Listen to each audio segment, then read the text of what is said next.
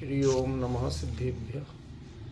ये सुरासुरमणु सिन्धवन्दिदं धोदघादिकं मलम् प्रणमामि वड्ढमाणं तीर्थं धम्मस्य कातारं शेषे पुण्यतीर्थयरि ससौव सिद्धे विशुद्ध स्वभावे समणे अणाण दंसन चरित तव वीर्यायारे ते ते सौवे समगम समगम पतेगमेव पतेगम वंदामि अवट्टन्ते अरहन्ते मानुषे खेते किच्चा अरिहन्ताळं सिद्धाळं तैणमो गणहराळं अज्जावैवगाळं साहूढं चैव सौवेसिं तेसिं विशुद्धदंसं प्राणपहाणा समं समासिज्य उपसंपयामि सम्मं जतोणिवाण संपत्ति। प्रवचन सार परमागम गेय तत्व प्रज्ञापन महाधिकार गाथा 103 पृष्ठ 207।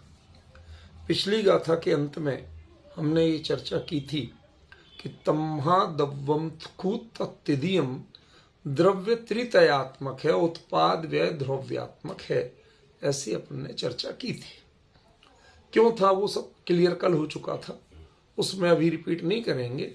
उसके बाद ये प्रश्न था, आचार्य ने प्रश्न उठाया कि यदि द्रव्य त्रितयात्मक है, उत्पाद व्यय द्रव्यात्मक है, तो ये उत्पाद व्यय द्रव्यात्मकपना द्रव्य में घटित कैसे होता है? ये द्रव्य ही उत्पन्न होता है, मतलब पहले नहीं था। द्रव्य का व्यय होता है तो बाद में नहीं रहेगा, तो क्षण के बाद आ जाएगा, समझ गया ना? तो ये कैसे घटित होगा?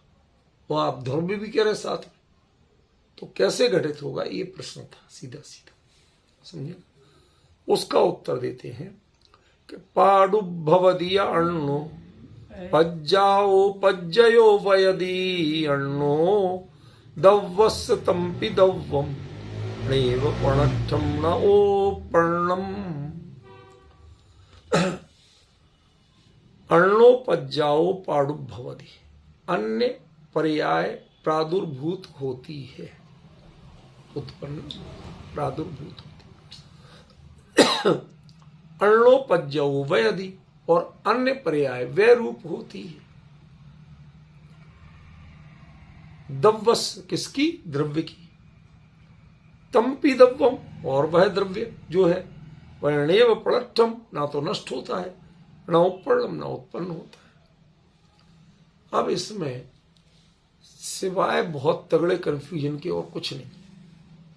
यदि आप शब्दों पे अकेले चलेंगे, उसकी बारीकी पे नहीं जाएंगे, तो सिवाय समस्या के कुछ नहीं। बात क्या कर रहे?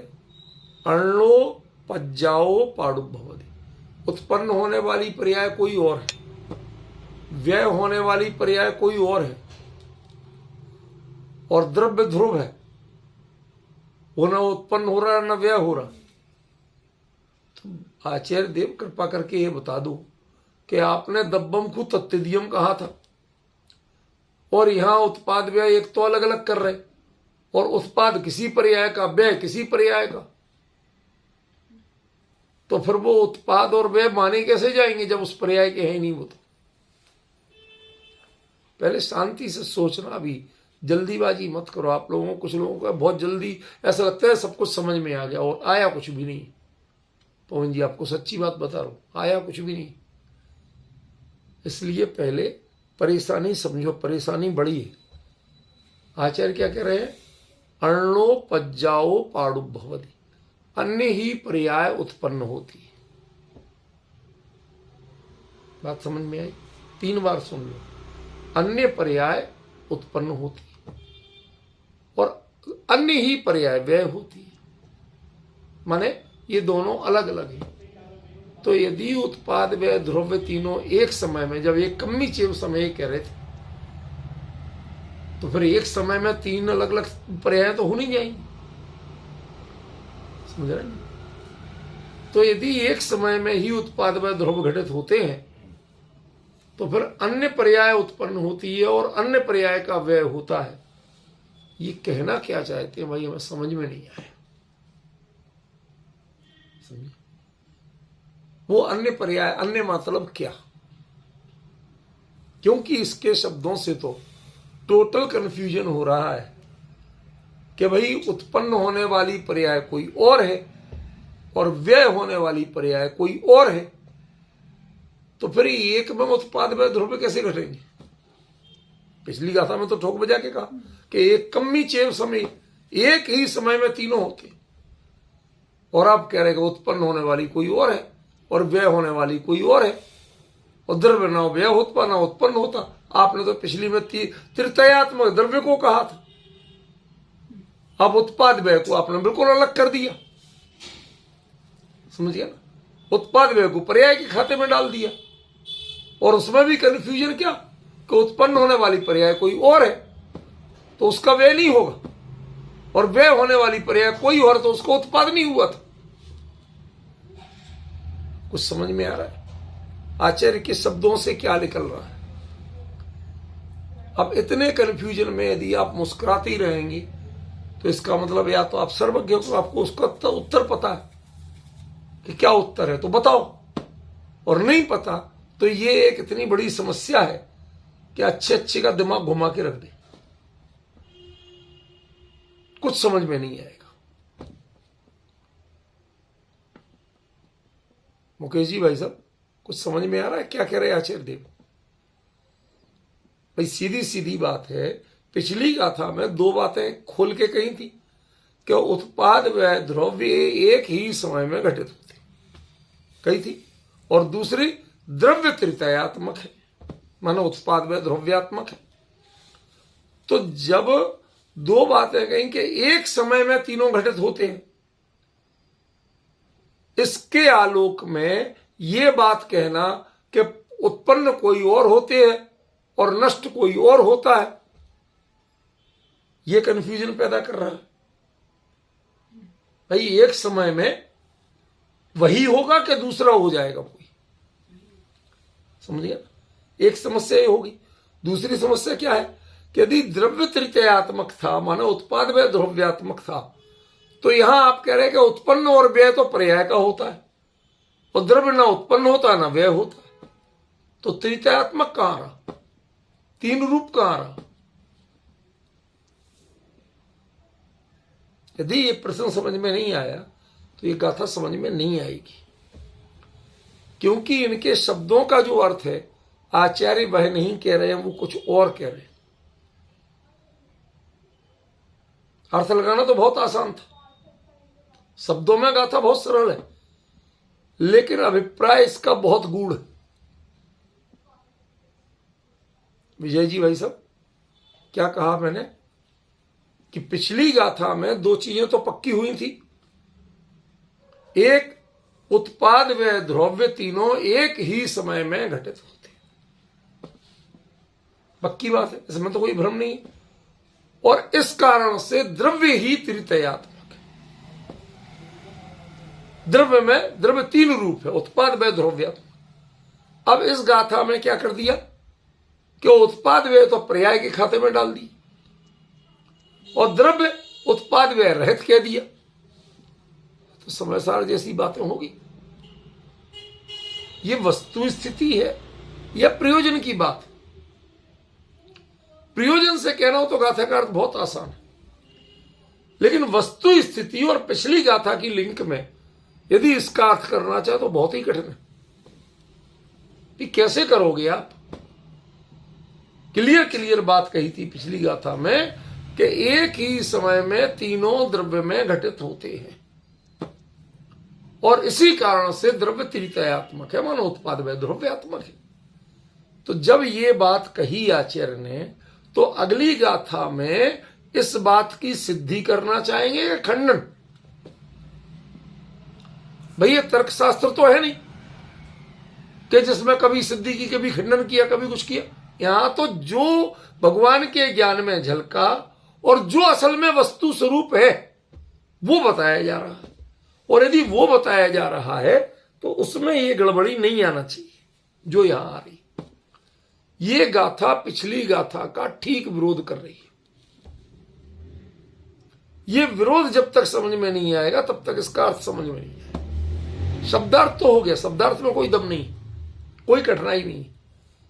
असली तो है जो पिछली गाथा का प्रतिपादन था, इतनी मेहनत करके जो आपने सिद्ध किया था, इस गाथा में उससे विपरीत बात क्यों कहने लगे? ये कोई नई विवक्षा तो है नहीं कि व्यवहार से ऐसा होता है और निश्चय से ऐसा होता है। प्रवचन सार में ये बात तो है ही नहीं, नई विवक्षा है ही नहीं। यहां तो सीधा सीधा जो है सो है। तो यदि जो है सो है वस्तु का स्वरूप कथन करना है आपको आचार्य देव, तो ये डबल बातें क्यों कर रहे हो? मैं और 2 बार बोलूंगा, पहले प्रश्न दिमाग में सेट कर लो, तब उत्तर समझ में आना शुरू होगा। समस्या नहीं समझ में आएगी तब तक समाधान समझ में नहीं आएगा। ये लिख के ले लो आप, समझे? इसलिए पहले समस्या समझो। क्या भाई, पिछली गाथा में जो सिद्ध किया उसमें तो कोई शंका थी नहीं। कल तक अपने को विषय सारा एकदम क्लियर हुआ, हो गया ना। उसके निष्कर्ष क्या थे? 2 थे। एक ही समय में द्रव्य उत्पाद व द्रव्य रूप होता है, और दूसरा इसलिए द्रव्य उत्पाद व द्रव्य रूप ही है। समझिए? अब यही सिद्ध किया कि एक समय में होता है एक तो, और द्रव्य स्वयं उत्पाद व द्रव्य रूप है। तो अब यहां पर द्रव्य में जब उत्पाद व द्रव्यपना है तो उत्पाद और व्यय पर्याय के खाते में क्यों डाल रहे हैं? या तो वही कह के चलते कि जो उत्पाद व्यय है वो पर्याय है और जो द्रव्य है वो द्रव्य। भाई समाचार की यही शैली है ना। या तो आप वही कह के चलते तो भ्रम ही नहीं होता। समझ गए? अब इतनी मेहनत से जैसे तैसे करके और ये किया, हमने समझा कि हाँ भाई वास्तव में एक समय में उत्पाद व्यय द्रव्यात्मक है और द्रव्य ही उत्पाद व्यय द्रव्यात्मक है। बड़ी मुश्किल से समझा। ये तो वैसा हुआ, मैंने आप लोगों को एक घटना बताई थी कि जो भारतीय ज्ञानपीठ संस्था है ना, उसमें एक मैनेजर प्रमुख डायरेक्टर जैसी पद पर हुआ करते थे लक्ष्मीचंद जैन जी। अच्छे व्यक्ति थे, बड़े कुशल प्रबंधक भी थे और विद्वान भी थे, सब अच्छा था। लेकिन कभी कभी उनके मूड की बात होती थी तो वो मूड समझना बड़ा कठिन था। एक दिन उन्होंने देखा कि जो पेपर आते हैं तो लगभग सारे अखबार आते थे वो हिंदी इंग्लिश के, तो वो ऐसे ही पड़े रहते, पढ़ लेते लोग, डाल देते। तो उन्होंने ऑर्डर जारी किया, पीए से टाइप करवाया और ऑर्डर जारी किया। पुराने जमाने की बात है, उस समय हाथ की वो टाइप मशीन से होता था, ये इंटरनेट और ये सब साधन तो थे नहीं। ऑर्डर जारी किया कि सैटरडे संडे जो छुट्टी होती है वो दोनों वर्किंग डे डिक्लेयर किए जाते हैं। सबको अनिवार्य रूप से आना है, चाहे कुछ भी हो। और काम क्या है कि ये अखबार हर पेज के साथ व्यवस्थित क्रम से लग के और इनकी फाइल बनेगी। उन्होंने कहा हो सकता है साहब बॉस लोगों ने ऊपर से कुछ मांगा हो, कोई बात की हो, तो ठीक है, बड़े लोगों की बात बड़े ही जाने, हम तो मजदूर आदमी हैं, काम करने वाले, करेंगे। उनको आपको सैटरडे संडे की अलग से तनख्वाह दी, एक्स्ट्रा ओवर टाइम दिया जाएगा। तो आदमी छोटी तनख्वाह वाले अपने खुश हो गए, चलो भाई ओवर टाइम मिलेगा, एक्स्ट्रा इनकम हो जाएगी कुछ। तो सब लोग आ गए। अब अखबार को कबाड़ में पड़े थे, धूल मिट्टी सने हुए। अब वो 2 दिन उन्होंने बड़ी मेहनत की। अब एक एक पेज मिलाना, किसी का पेज कहाँ था और उसकी डेट मिलाओ, पेज नंबर मिलाओ, सारे मिला के हिंदी इंग्लिश के अपने अपने सही जगह उनको लाइन से लगाए, डेट वाइज व्यवस्थित किए, पेज वाइज व्यवस्थित किए, सारा कुछ करके। और दूसरे दिन शाम को सारे लोग आए, साहब पूरे आप चेक कर लो एक बार। बहुत मेहनत हुई, 2 दिन का काम नहीं था, 10 दिन का था, पर आपने कह दिया था तो हमने 2 दिन में सब व्यवस्थित कर दिया।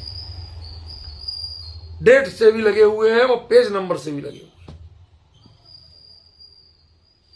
अब क्या करना है साहब इनका? तो उन्होंने कहा कल कबाड़ी बुलाना और उसको तुलवा देना। विजय जी आप होते तो क्या कहते? आप इतने बड़े मैनेजमेंट गुरु हो, आप क्या कहते कि जब कबाड़ी को तुलवाना तो वो अपने आप इकट्ठे करता रहता? क्यों? तो कबाड़ी देगा सपोज करो कि 500 रुपया, और तुमने 5000 के ओवर टाइम दे दिया,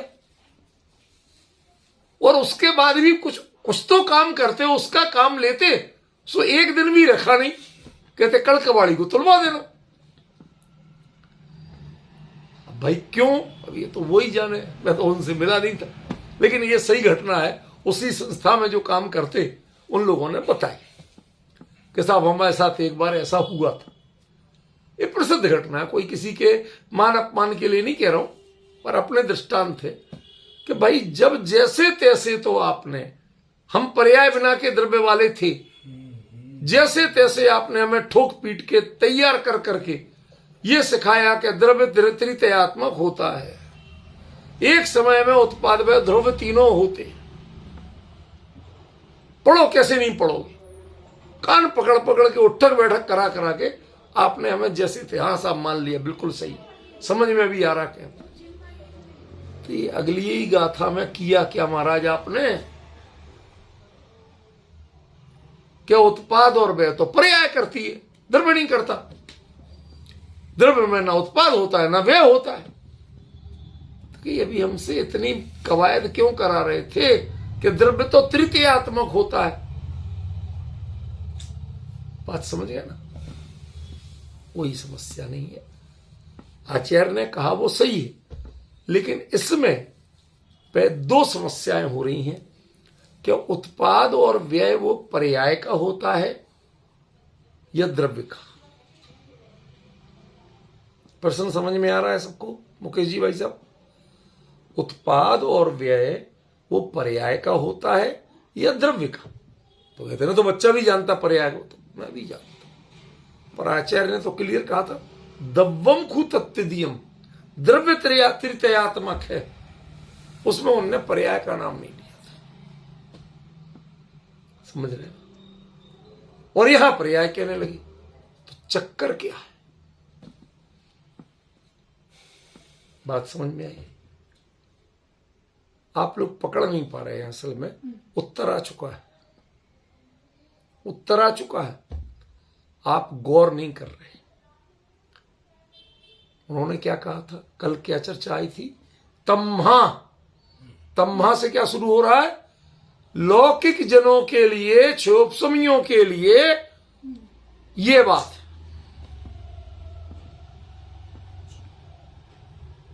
कि द्रव्य में तीनों पना पाया जाता है, तीनों एक है नहीं कहा था। समझ गया? भारत में 29 प्रांत हैं क्या नहीं?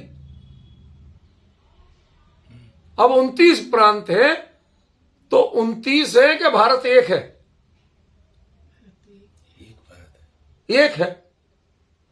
तो प्रधानमंत्री ने कहा कि मैं फला जगह जाना चाहता हूं, वहां के मुख्यमंत्री ने कह दिया नहीं साहब अभी वहां लॉ एंड ऑर्डर की स्थिति ठीक नहीं है, हम आपको परमिशन नहीं दे सकते। अब बताओ, प्रधानमंत्री देश का प्रधानमंत्री है तो वहां का भी है कि नहीं है? तो और वहां का मुख्यमंत्री कैसे मना कर रहा? पॉइंट समझ रहे कि नहीं समझ रहे? मतलब ये है कि भारत एक अखंड है। जब उसको अन्य राष्ट्र से तुलना करेंगे तो पूरा एक अखंड है। अन्य राष्ट्र वाला भारत की संप्रभुता का उल्लंघन करके किसी से डील नहीं कर सकता। कोई प्रदेश अपना पासपोर्ट जारी नहीं कर सकता, अपना वीजा नहीं दे सकता, वो भारत ही करेगा। तुम घुसोगे और निकलोगे तो भारत की परमिशन से निकलोगे, भले ही तुम किसी के इनविटेशन पे आओ। समझे? तो वो जो अखंडता का भाव था, तुम द्रव्य को और पर्याय को अलग अलग मानते हो, जो भ्रम पैदा करते हो, ये दे सभ्य भावा पोगल दब परिणाम लिपड़ना जो मानते हो, कि राग द्वेष मोह भाव पुद्गल के हैं। समझ गए? ये जो सोचते हो कि पर्याय अन्य द्रव्य में है और ध्रुव स्वभाव अन्य द्रव्य में है, उसके लिए बताया कि भाई साहब वो जो कुछ भी है वो इसी एक द्रव्य में, वो हर द्रव्य तृतीयात्मक है। समझ गए? तुम एक काम किसी का और एक काम किसी का, जब दो द्रव्यों में अन्योन्य भाव है, पुद्गल के दो पर्यायों में अन्योन्य भाव है, तो तुम एक कैसे मानते हो? द्रव्यों में अत्यंता भाव, भिन्न भिन्न है कि नहीं? तो जो तुम ये भिन्नता बताते हो वो भिन्नता है क्या भिन्नता है, ये क्लियर करना था। तो वास्तव में जो द्रव्य तृतीयात्मक है उसमें उत्पन्न कौन होता है?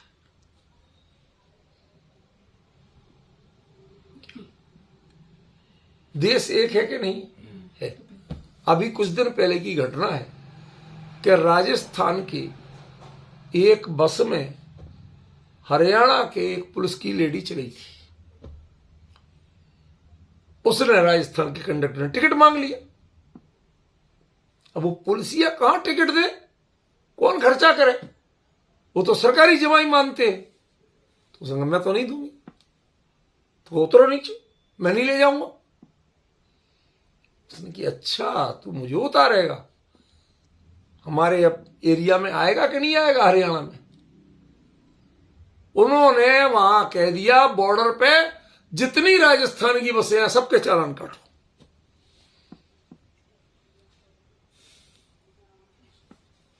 अब ये जो हरियाणा और राजस्थान हो रहा है ये क्या है? ये भारत अखंड है? ये भारत के संवैधानिक नियम है? यदि अखंड है तो एक प्रांत वाला दूसरे प्रांत के चालान क्यों काट रहा?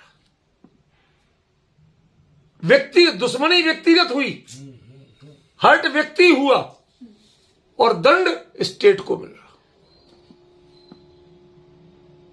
ये लेटेस्ट हॉट केक जैसी बात है। समझ गए ना? क्या है ये चक्कर?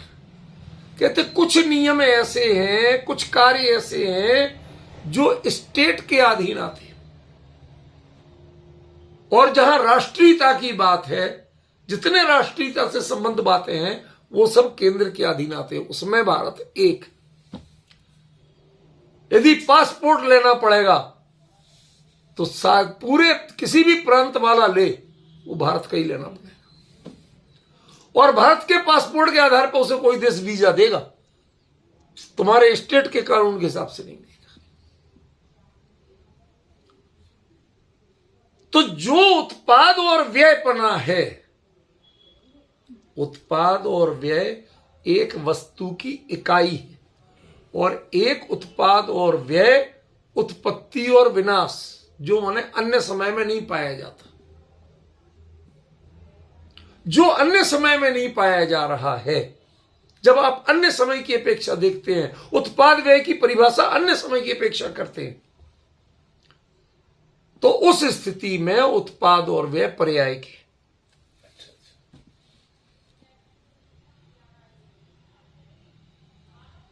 जब हम सर्वकालदर्शी बन के देखते हैं तो उत्पाद और व्यय ये वो वस्तु है, वो इकाई है, वो भेद नहीं है, वो उत्पत्ति और विनाश नहीं है। समझ गए? वो उत्पत्ति और विनाश नहीं है, वो क्या है? इकाई है। इकाई के रूप में तो वो अभिन्न है। अब वही दोनों हरियाणा के और राजस्थान की दोनों फ्लाइट में बैठ के विदेश अमेरिका जा रहे हो तो एक हो जाएंगे। अरे भाई साहब ये छोटी मोटी बातें होती रहती हैं, क्या उनको पकड़ के बैठेंगे? चलो मैं सॉरी बोल लेता हूं। अब ये क्या है? जहां आप अन्य के सामने जाएंगे, अन्य द्रव्य के, तो अब तो एक है, और इंडिविजुअली एक द्रव्य में उत्पाद और व्यय ढूंढेंगे इस काल में नहीं है इसलिए उत्पन्न हुआ, अगले काल में नहीं है इसलिए वह रूप है। जब आप आगे पीछे देख के कालों की पहचान, सर्वकालदर्शी कालों की पहचान नहीं करता, वो कभी भूत भविष्य नहीं जानता, लेकिन ये जान रहा है इस समय के पहले तुम नहीं थे, इस समय के बाद तुम नहीं हो। इस समय में जो खड़ा हो गया उसके लिए ये भूत और ये भविष्य हो गया कि नहीं हो गया? सर्वकालदर्शी के लिए ना भूत होता ना भविष्य होता। प्रॉब्लम समझ में? जब आप सर्वकालदर्शी बनेंगे तो भूत भविष्य नहीं होगी, तो तृतीयात्मक बना रहेगा। समझ गए? और जब आप काल में इधर नहीं है इधर है ऐसा देखोगे तो उत्पाद व्यय कहलाएगा, वो कहलाएगा। समझ गए? वो वस्तु की इकाई नहीं होगी, वो पर्याय हो गई। और जब पर्याय हो गई तो उसको उत्पाद और व्यय को पर्याय का कहना पड़ेगा। एक बात, वो द्रव्य नहीं है, पर्याय है। समझ गया?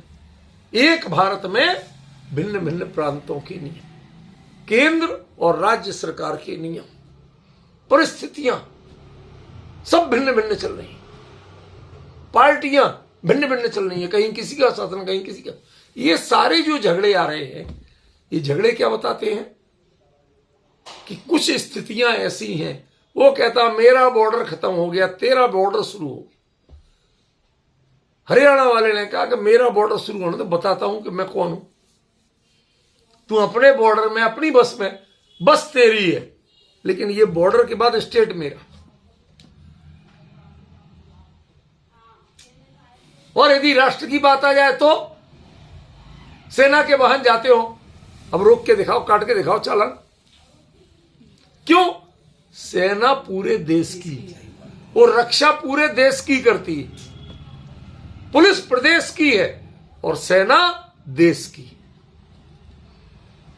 जब सेना जाएगी तो उससे जाइए भाई साहब, कोई पेपर चेक नहीं होना, कोई टोल टैक्स नहीं, कुछ नहीं, जाइए भाई साहब। जैन साहब पानी वानी पिलाए साहब। अंतर आ रहा कि नहीं आ रहा? जब आप स्टेट से बंधोगे, किसी काल विशेष से बंधोगे, तो आपके उत्पाद में कहलाएगा, फिर वो पर्याय का। जो बॉर्डर बीच में, एक अखंड देश में बॉर्डर आ रहे हैं, कैसे आ रहे बॉर्डर? देश की सीमाएं देशों से मिलती हैं कि देश के अंदर भी सीमाएं होती। विषय थोड़ा सूक्ष्म है, समझने की कोशिश करोगे तो समझ में आएगा। भाई सीमाएं देश की होती है या प्रदेश की होती है? प्रदेश की सीमाओं में देश की आर्मी को नहीं बांध सकते आप। प्रदेश की सीमाओं में प्रदेश वाले बंध सकते हैं, जो प्रदेश के एसेट्स हैं और प्रदेश के रूल्स वो बंध सकते हैं। राज्यों की संपत्तियां और राज्यों के कर्मचारी वो अलग, उनके लिए राज्य अलग अलग हो सकते हैं, लेकिन सेना के लिए देश होता है। होता कि नहीं होता? उसके लिए कोई बॉर्डर रोकता नहीं, कोई बॉर्डर चेक नहीं करता उनके पेपर। समझिए? सर्वकालदर्शी जो सर्वज्ञ परमात्मा है केवली, उनके ज्ञान में उत्पाद व्यय द्रव्य तृतीयात्मक द्रव्य है, पर्याय नहीं। क्यों?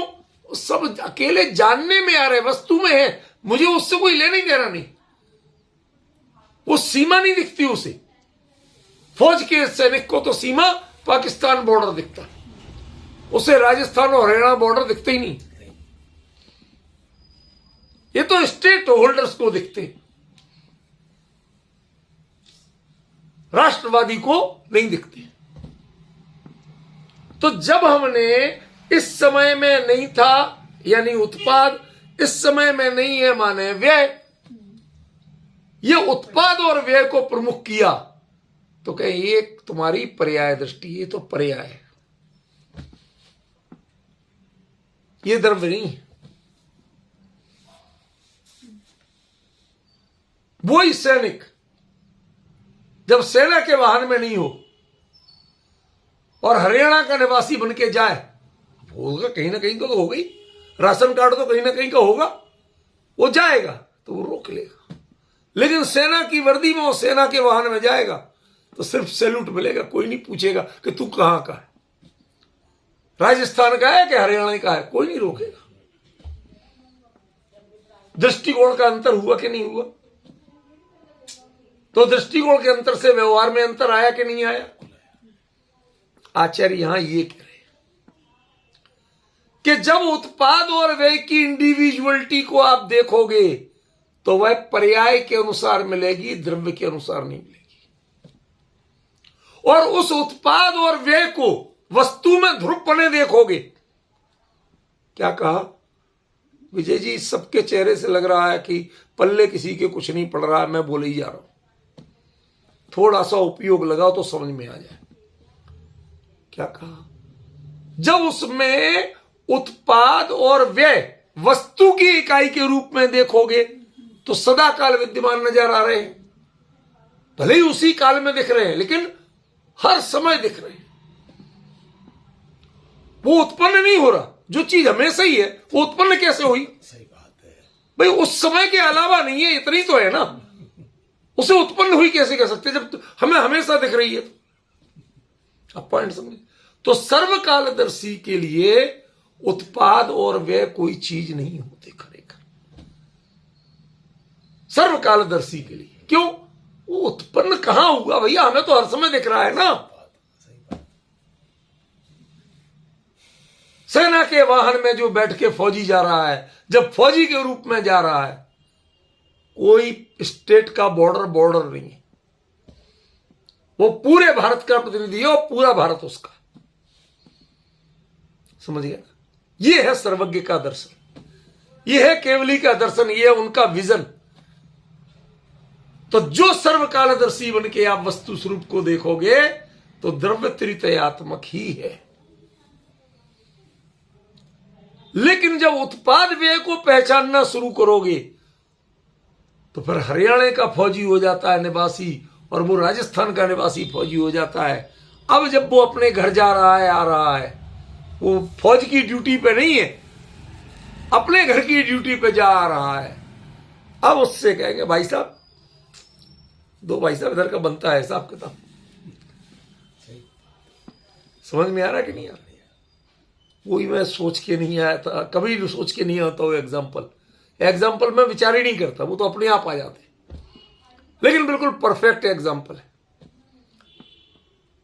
वो सैनिक भी गन तान सकता है, रोकने वाला कौन होता है? तू, मैं फौज की ड्यूटी पे हूं, मेरी सीमा देश के बॉर्डर पे है, स्टेट के बॉर्डर पे नहीं है। स्टेट नहीं, हमारे लिए पूरा देश एक। लेकिन जब वो घर जाता है तो घर तो वो राजस्थान वाला राजस्थान में ढूंढता, हरियाणा वाला हरियाणा में। समझ गया कि नहीं? और जब तू अपने घर ढूंढेगा, घर का बनेगा, देश का नहीं बनेगा, तो तेरे लिए एक ही उत्तर मिलेगा। अब तेरे स्टेट के कानून, स्टेट का बॉर्डर लागू पड़ेगा। अब जब तुम बस से जा रहा है, फौज के वाहन से नहीं जा रहा, तो भले ही तुम फौजी हो लेकिन तेरी बस रोकी भी जाएगी और टैक्सी भी वसूला जाएगा। फौज के वाहन का स्टेट बॉर्डर पर टैक्स नहीं लगेगा। लेकिन जब तुम फौजी होके भी स्टेट के निवासी होके जाओगे तो लगेगा। अब अंतर समझ में आ रहा कि नहीं आ रहा? ऐसे ही सर्वकालदर्शी जो है उसके ज्ञान में उत्पाद और व्यय भी ध्रुव है। सही बात। क्योंकि वो काल सदा काल उनके ज्ञान में विद्यमान है। शब्दों में पूरा भ्रम लगता है कि पता नहीं क्या बोल रहे हैं। हर काल सदा काल विद्यमान। उत्पाद व्यय की सीमा भले ही हो लेकिन केवल ही उसे उत्पाद व्यय की नजर से नहीं देखते।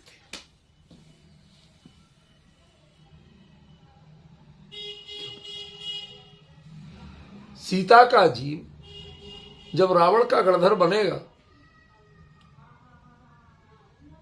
तो उस समय रावण रावण की नजर से देखेंगे और सीता सीता की नजर से देखेंगे क्या? अरे ये तो पर्याय की, एक समय की पर्याय के खेल थे, हो गए। उस समय की परिणति उन विचारों को स्वीकार करेगी क्या? बताओ। तो उनके ज्ञान में वो सीता वाली पर्याय आएगी कि नहीं आएगी? ज्ञान में सब आएगी, लेकिन उससे जुड़ाव नहीं होगा। उस सीता के हरण करने का भाव नहीं होगा।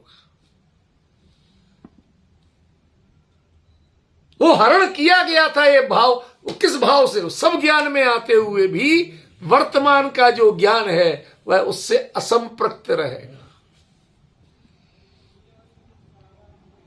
समझ गए? इसलिए दोनों प्रसन्न होके एक साथ रहे।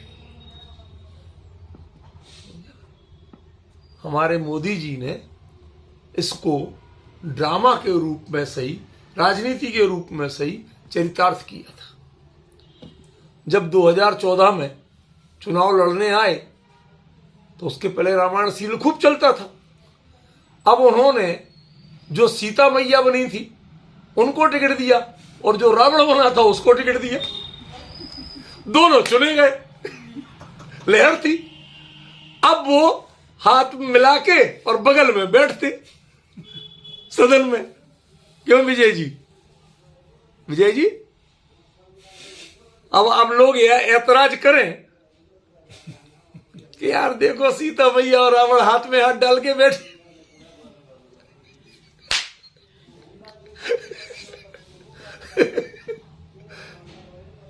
हमें तो सारे रामायण पे से विश्वास उठ गया। क्यों? इधर बताते हमारे लिए सीरियल में ऐसे ऐसे थे, वही सीता मैया गालियां दे रही थी रावण को और रावण भी ऐसे बोल रहा था, और यहां दोनों हंस बोल रहे, आराम से बगल में बैठ रहे। अरे भाई, तुम उस लेवल से ऊपर उठोगे कभी के नहीं उठोगे, और जब ऊपर उठोगे तो वो ये पर्याय के खेल होके रह गए। जब संसद में बैठ के उनने विरोध नहीं किया, तो जब उसमें समोसरण में बैठ के विरोध कैसे करेंगे? पॉइंट समझ में आ रहा है कि नहीं आ रहा? ये चमत्कार से कम है क्या ये चर्चा? कल्पना करिए कि जो ऐसे सीरियल में सब दिखाते थे उनको वो मोदी जी भी महापुरुष, अरे रामचंद्र जी को ही जब भी दे देते, कम से कम जोड़ी तो दिखती। उन्हें जान के, उन्हें जैन रामायण पर बहुत भरोसा था। जैन सिद्धांत बोलने की नहीं, जैन सिद्धांत कहते, जैनाचार्य कहते हैं कि नहीं, ये दोनों साथ रहेंगे, रामचंद्र जी साथ नहीं। उन दोनों को साथ में बिठा दिया, दोनों जीत गए, दोनों पहुंच गए, हंस बोल रहे। अरे वो सांसद हंस बोल रहे हैं, राम और रावण, सीता और रावण नहीं हंस बोल रहे। वो सीता और रावण नहीं है। आपने उनको कहानी से, घटनाक्रम से बांध के देखा है। सांसद कोई कहानी नहीं होते हैं, वो राष्ट्र के एक प्रतिनिधि होते हैं। उस समय वो ये सब नहीं सोचते हैं, ना सोच सकते हैं। समझ में आया? वो राग द्वेष का विचार नहीं कर सकते। वो अपनी पार्टी लाइन पे बंधे हुए, जो कुछ करेंगे पार्टी व्हिप के अनुसार करेंगे। वो आपस में विरोध नहीं कर सकते कि तू देगी सीता तो मैं वोट नहीं दूंगा, कह सकता है? बड़ा झंझट है भाई। लेकिन संसार में ये झंझट आपको कुछ नहीं लगता, सहज लगता, लेकिन वस्तु स्वरूप में आपको झंझट लगता है। कोई झंझट नहीं। जब आप एक पर्याय को पर्यायपणे देखोगे, उत्पाद को उत्पादपणे देखोगे, उससे जुड़ोगे, तो उत्पन्न होने वाला कोई और है, व्यय होने वाला कोई और है। व्यय की पहचान अगले समय से हो रही है, उत्पाद की पहचान पिछले समय से। यदि स्व समय में सत्ता देखते हो तो टेक्निकली वह एक समय में तीनों चीजें होती हैं, उसमें कोई विरोध नहीं है। क्योंकि उसमें उत्पाद भी ध्रुव है और व्यय भी ध्रुव है। मैंने क्या कहा था? जैसे एक से दो पहलू हैं एक सिक्के के, समझ गया ना?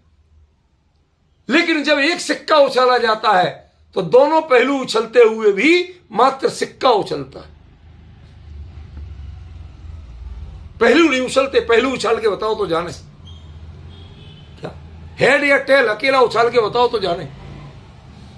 दोनों उछलेंगे क्योंकि दोनों सिक्का है, सिक्के के पहलू है। ऐसे ही वस्तु स्वरूप का जब निर्णय करते हैं तो वह तृतीयात्मक ही रहेगा, द्रव्य ही रहेगा। वो सिक्का है, वो हेड और टेल नहीं है। बताओ, सिक्का उछाल दो कि हेड और टेल उछालते हो?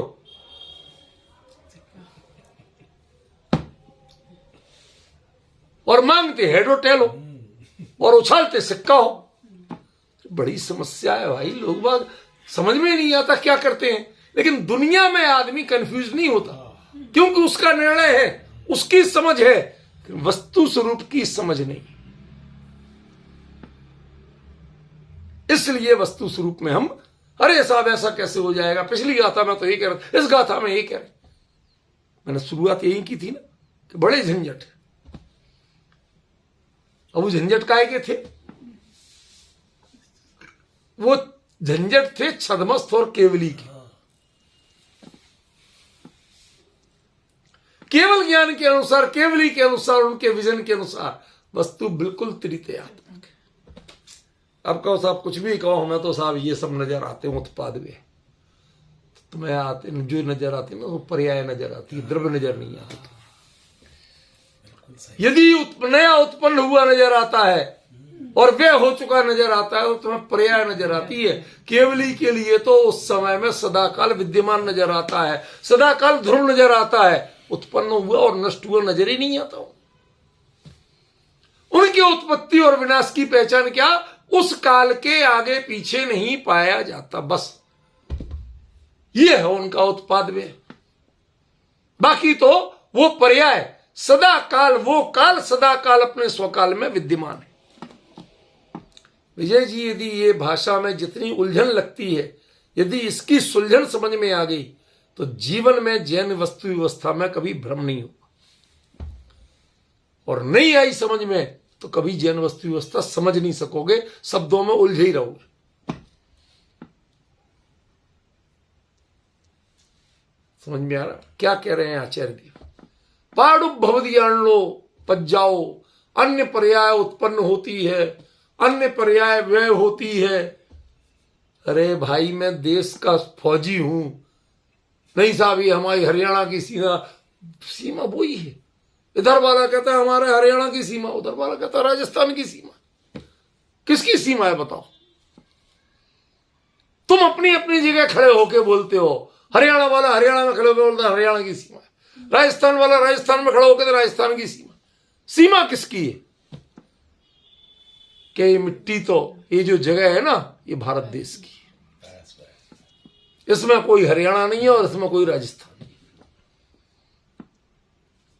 यदि तुम अलग अलग देखते हो तो तुम स्टेट होल्डर्स हो, कंट्री होल्डर्स नहीं हो।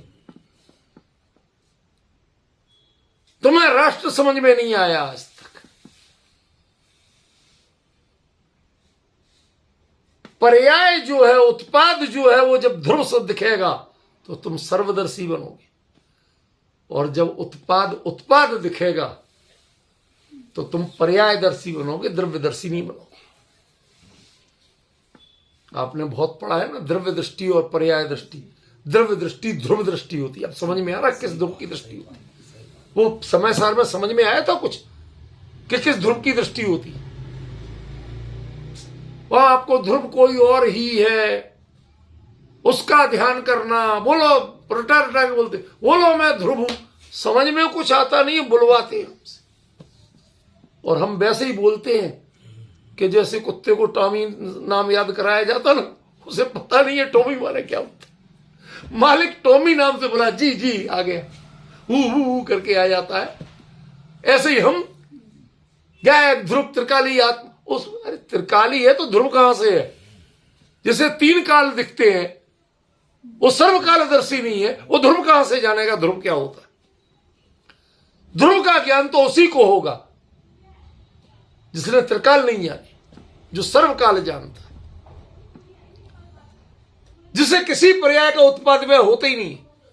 खरेखर तो उसके लिए पिछली गाथा में कहीं पर्याय शब्द नहीं था। उत्पाद व्यय ध्रुव्यात्मक कहा था, त्रितायात्मक कहा था, उसमें द्रव्य गुण पर्यायात्मक नहीं कहा था। अब समझ में आ रहा है? शुरू से ये बात मैंने कही थी कि ये गुण पर्याय वाला जो चक्कर है ना, ये द्रव्य का स्वरूप नहीं है। उत्पाद व्यय ध्रुव ये द्रव्य का स्वरूप है। पहली गाथा में ये बात कही थी इसके ज्ञेय तत्व की। अब यदि जिसने सुनी होगी कंटिन्यू, उसको ख्याल में होगा, और जिसने सुनी नहीं पूरी बात, तो कंफ्यूजन तो होना ही होना। मैं क्या कर सकता हूं उसमें? मेरा चिंतन और इसकी धारा आचार्य का जो प्रतिपादन, वो बिल्कुल अखंड चल रहा है, उसमें कहीं कोई कंफ्यूजन नहीं है। जिनको कंफ्यूजन है तो वो तो इस पिछली गाथा इस गाथा ही में हो गया। मैंने शुरुआत यहीं से की थी। अरे साहब इसमें बड़ा झंझट है। क्या झंझट है? पिछली गाथा में कह रहे हैं द्रव्य तृतीयात्मक है, वो द्रव्य है, उत्पाद में भी द्रव्य है, और इसमें कह रहे नहीं भाई साहब, जो उत्पन्न नहीं होता वह नहीं होता, द्रव्य उतना नहीं होता, बाकी तो पर्याय है उत्पाद में। ये झंझट क्या है? कि तुम्हें चाहिए क्या है? तुम्हें हेड चाहिए कि टेल या सिक्का चाहिए? नहीं आया समझ में विजय जी। ये जो क्रिकेट की पिचों पे उछालते ना, तो वो सोने की गिन्नी होती है, समझ गए ना? सोने की गिन्नी होती। तो ये अब नाम नहीं लूंगा, और ये सच्ची घटना है। एक भारत का कप्तान और एक दूसरे देश का, बाकी समझ लो कौन से देश का, तो वो इससे कहता यार एक बार तो हमें जीत जाने दो। टॉस नहीं जीतना, जो जीतता है गिन्नी उसको जेब में मिलती। मैच जीते हारे, टॉस जीते हारे, हेड आएगा टेल, यार एक बार हमारा आ जाने देना।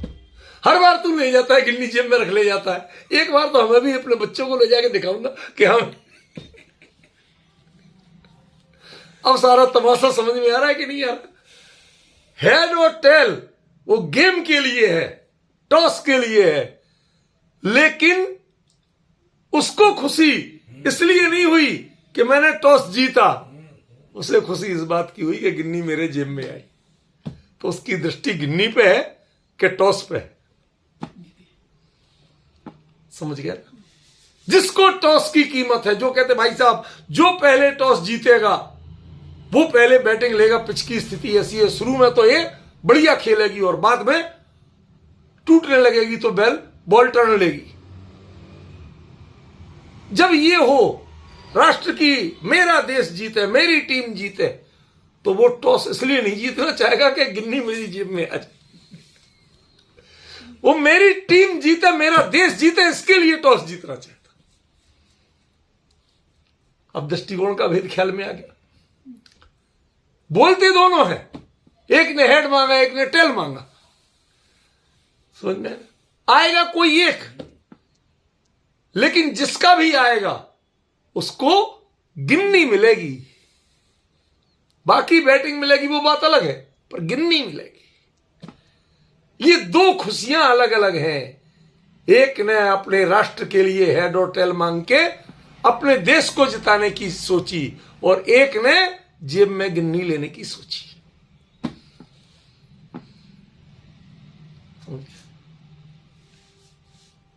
ये हार जीत हेड टेल तो चलते रहेंगे, गिन्नी आना चाहिए। गिन्नी अक्षुण्ण है, वो सोने की है, वो चाहे भारत हो चाहे पाकिस्तान हो, सब जगह चलती है।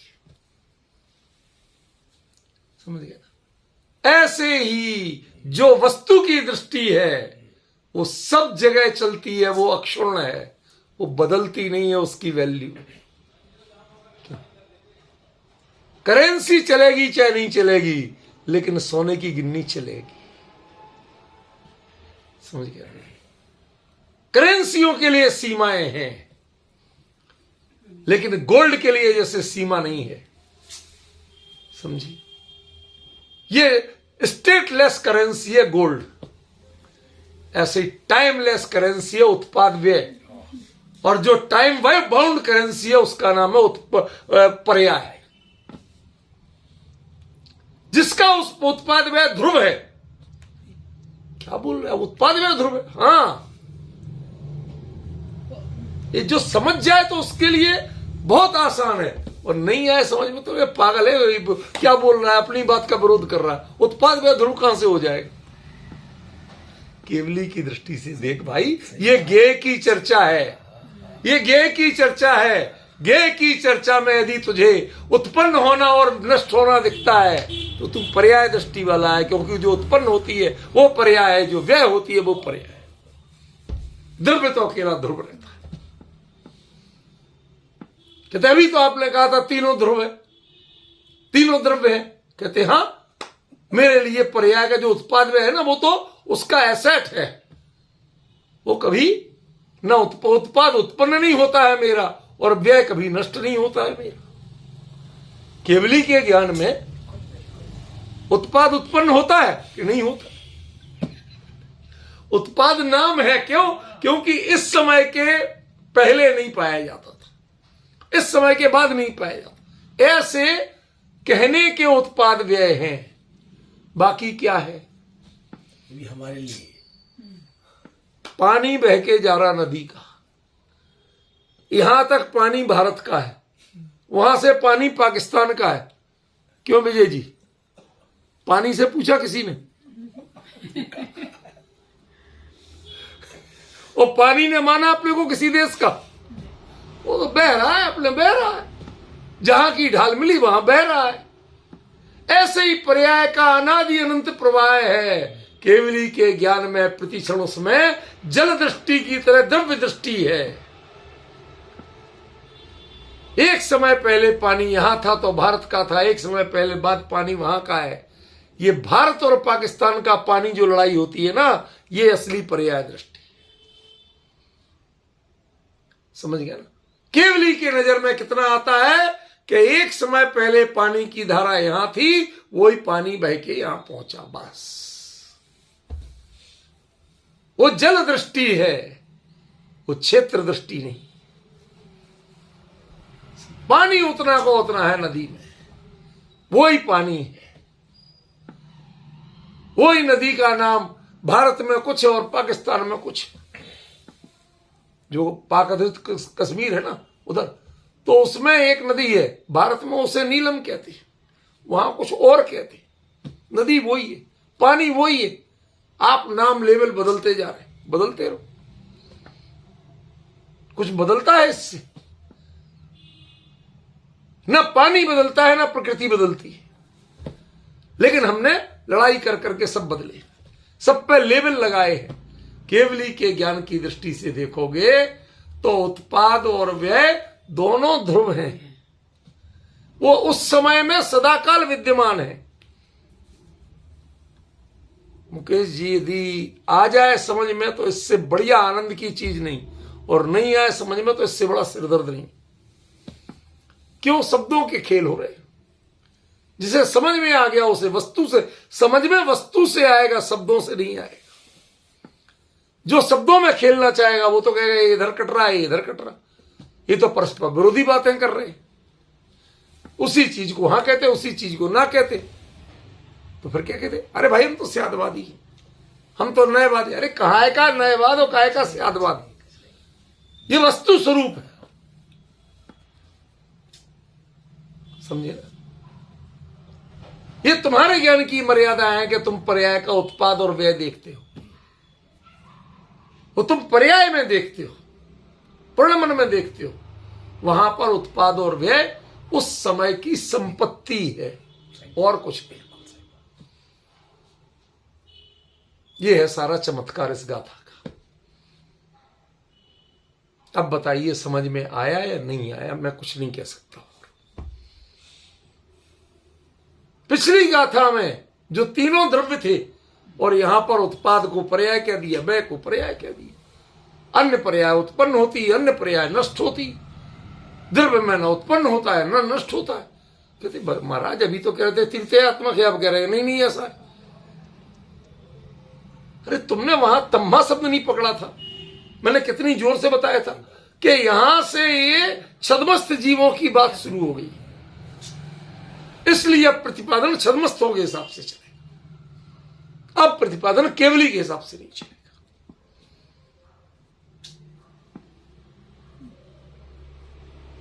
केवली के उसमें विज्जदे और संति है, लेकिन यहां पे तम्हा डब्बम तीते तो तृतीयात्मक है, द्रव्य तृतीयात्मक है, क्योंकि ये सब विकल्प जाल है। वहां क्या कहा था? उत्पाद व्यय द्रव्य संज्ञक, वो नाम है खाली, वस्तु अलग अलग नहीं। जैसे वो नदी यहां तक आती है तो नीलम नदी, वहां जाके पाकिस्तान में जाती है कोई और नदी। काहे की और नदी है, काहे का और पानी है, सब बोई का बोई है। कहां हिंदुस्तान का पानी, कहां पाकिस्तान का पानी, समझ में आया? लेकिन होता है कि नहीं होता है? कहती आप जब सीमाओं से देखोगे तो ऐसे ही दिखेगा। मैंने आपको बताया था ना, हमारे जो नेमीचंद जी पाटनी जी थे, तो उनका एक घटनाक्रम बताया था। वो निकले आगरा से सोनगढ़ के लिए, तो चले। अब सोनगढ़ तक जाना था, तो उस समय जो ट्रेनें चलती थी ना, वो स्टेट कौन सा राज्य था उनके जरा राजाओं को सम्मान देने के लिए चलती थी। तो वो बैठे, तो ये ट्रेन यहां से उस स्टेट की सीमा तक ही जाती थी। ऑन पेपर ट्रेन वही थी, वो जाती थी, लेकिन यहां तक इस ट्रेन का नाम ये है, वहां से उस ट्रेन का नाम दूसरा हो जाएगा, उसके बाद उसका नाम थी। तो पाटनी जी तो ठहरे कानून पसंद आदमी, साथ में रसोईया, पूरा किचन, 4 10 20 नौकर वोकर सब चल रहे, समझ गया ना? कितनी तो फर्स्ट क्लास में ही चल रहे और बाकी सेकंड थर्ड क्लास में चल रहे। अब वो आए और भाई सब लोग वहां उतरेंगे, उतर गए। अब दूसरा टिकट लेंगे। वो ट्रेन जब आए, अगले दिन वही ट्रेन आई, उसने उसके नेम प्लेट बदल दी। हाँ चलो बैठो। 7 दिन में पहुंचे जो 1 दिन में पहुंचना था। सच्ची घटना उन्होंने खुद बताई। क्यों? आपके पाटनी जी कहां चक्कर में पड़ गए, ट्रेन वही है, वही आती है, ये तो स्टेट वाले उनकी नेम प्लेट बदलते रहते हैं, तो बैठा रहना था उसी में।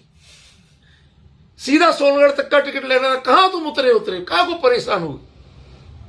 अरे साहब वो रेलवे के टाइम टेबल में छपा था, ये ट्रेन यहीं तक जाती है, वो नेम प्लेट वहां तक जाती है, ट्रेन तो आगे तक जाती है। विजय जी समस्या समझ में आ रही? ट्रेन तो आगे तक जाती है, नेम प्लेट वहां तक जाती है। हमने नेम प्लेट को ट्रेन समझ ली। जिसे ट्रेन की असलियत पता थी वो भाई साहब बैठे रहो, कोई बात नहीं, बदलने दो, नंबर नेम प्लेट ही तो बदल रही है, ट्रेन तो नहीं बदल रही, आपकी सीट भी कोई नहीं छीन रहा, आपका रिजर्वेशन वहीं तक रहेगा। उन्होंने 7 जगह के 7 रिजर्वेशन करवाए। हर जगह उतरते, फर्स्ट क्लास वेटिंग रूम में रुकते, रसोई सारा सामान उतारते, वहां पर बाकायदा अंगीठी जलती, खाना पकता, सारी व्यवस्थाएं होती, नौकर चाकर पूरे कुएं से पानी खींच के ला रहे, सांप को नहाने की व्यवस्था सब हो रही। क्यों हो रही? क्योंकि आपने नेम प्लेट को ही सब कुछ ट्रेन माना है, ट्रेन को ट्रेन नहीं माना। रोज देख रहे कि वही ट्रेन आती है और नेम प्लेट बदलती है, तो आपके लिए ट्रेन बदल गई, ट्रेन नहीं बदली। ऐसे ही इस पर्याय का शुरुआत का क्षण यहां है और अंत का क्षण यहां है। इससे तुमने केवली के ज्ञान में तो कुछ बदला ही नहीं है, वो तो ध्रुव है, इसलिए उसे द्रव्य रूप का। और यहां कह दिया नहीं भाई साहब द्रव्य तो उत्पन्न और व्यय होती नहीं। क्या चमत्कार है! एक गाथा पहले कह रहे ऐसा और दूसरी गाथा में कह रहे ऐसा, लेकिन कोई झंझट नहीं है। वो तम्हा जो था, मैंने कहा उस समय बताया था, ये तम्हा याद रखना, यहां से छद्मस्तों की सीमा शुरू हो रही है। अब जो बातें कही जाएंगी वो छद्मस्तों के हिसाब से कही जाएंगी। केवली का संदेश छद्मस्तों के लिए क्या था कि द्रव्य तृतीयात्मक है। समझ गया? तृतीयात्मक है कि उसको समझ में नहीं आया कि तृतीयात्मक कैसे हो जाएगा। तो उत्पाद हो रहा है तो कि उत्पाद वो अन्य पर्याय का होता है, व्यय वो अन्य पर्याय का होता है।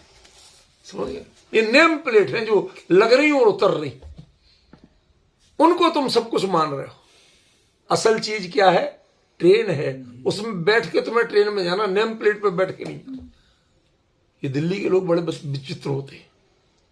जाट अगर कोई बैठ जाए तो लेडीज सीट पे बैठ गया, लेडीज आई, भाई साहब लेडीज सीट है। कहाँ लिखा?